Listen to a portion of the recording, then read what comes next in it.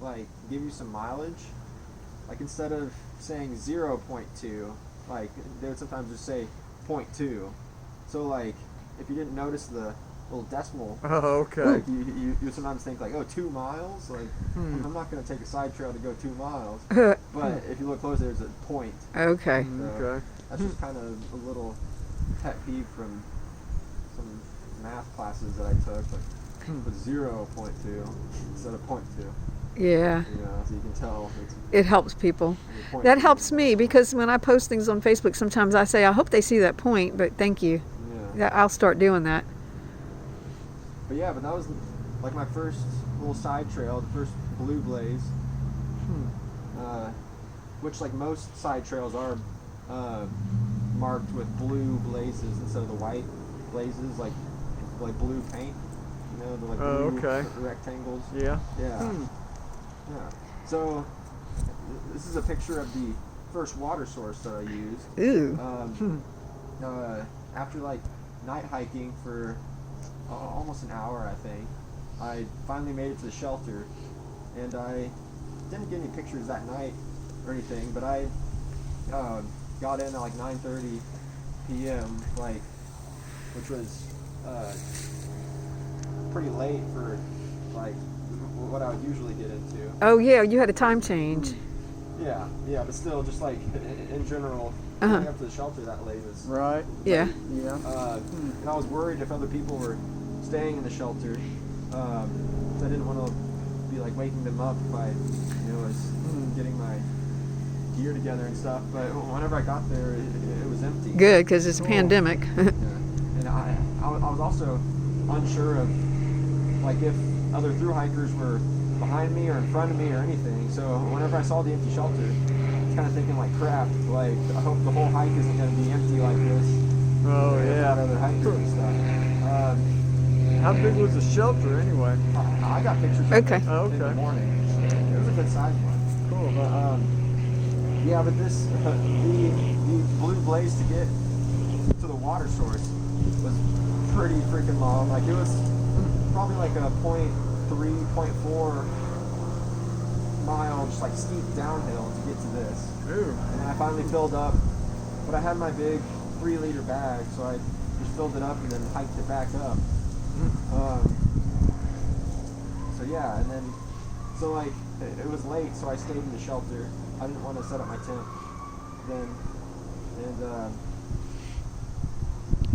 and yeah, it was just like a little short video. So that was my first morning.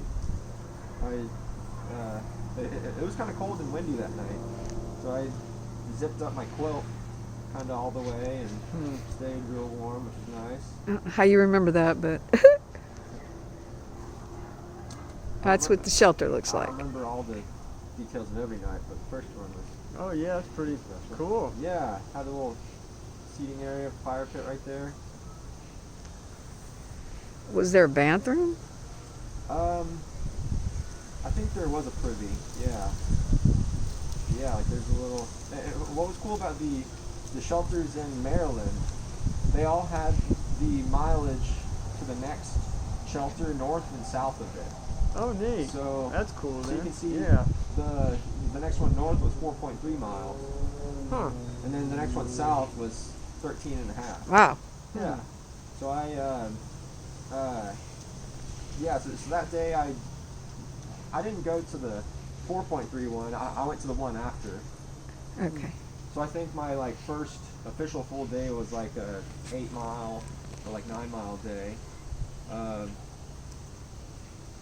But yeah, like there was the logbook area, and people left beans, you know, They left beans. canned beans, graffiti on it, of course. And what was cool about this one, it had an upper level that was kind of secluded from the bottom. Like there were stairs in the back that you had to take Oh, cool. to Yeah. get up there, and it had a door on the second level. So that one had more privacy. Yeah. Okay. And I didn't get video of me going up the second level, but I got some pictures. Yeah, and also my first night, I hung my food from a tree, like using the bear hanging method that I've been practicing and stuff, but I didn't know that there were bear poles there. Like, I didn't see them that night, so I just Oh, yeah. hung my food in a tree instead of using the actual poles that they had at the shelter to Oh, okay. hang your food up. So that was a funny little thing that I noticed that morning. I was like, oh, there's freaking bear poles, and nothing got in my food. Sweet. This is in the second floor of that shelter. Like, it was named after some guy, and I guess he's in all these pictures. Okay. But yeah, so that was cool. Like, there's a little memorial for that guy. Oh, he's dead? Yeah. I guess this is just another end of the picture of the trail with the blaze. Okay. Going north.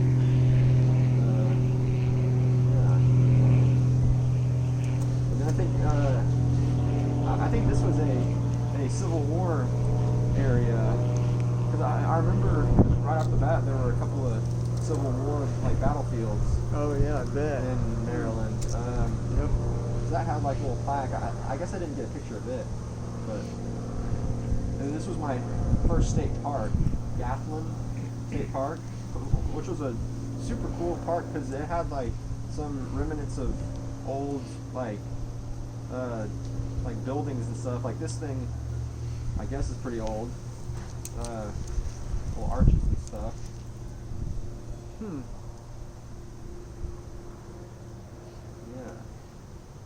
Yeah, this is old ruins of a Cool.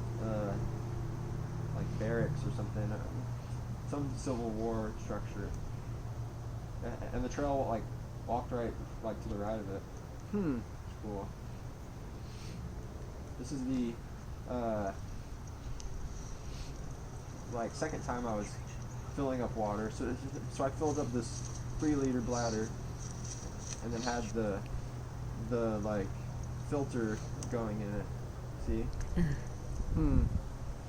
Okay. But the one thing that I didn't have for a while was this little coupling that attached my smart water bottles to my filter. Oh, yeah. So I had to just have the little nozzle just close enough to the opening of the filter to where it would be able to go in. Oh, wow. And a lot of times that would be really annoying because, the filter bag couldn't be low enough to get it directly in the little nozzle, so it would be swaying with the wind, and sometimes the flow would not be pouring in. And then a lot of the times the ground that the bottle sat on wasn't level. Oh, Yeah. So the nozzle was, so that was just a super big headache that I had to deal with until Vermont. I finally got the coupling in that I didn't realize that I needed, but I dealt with it.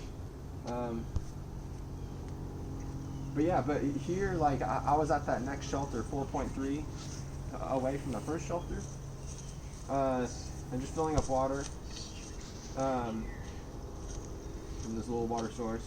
And then this is where I met my first thru hiker, Waldo.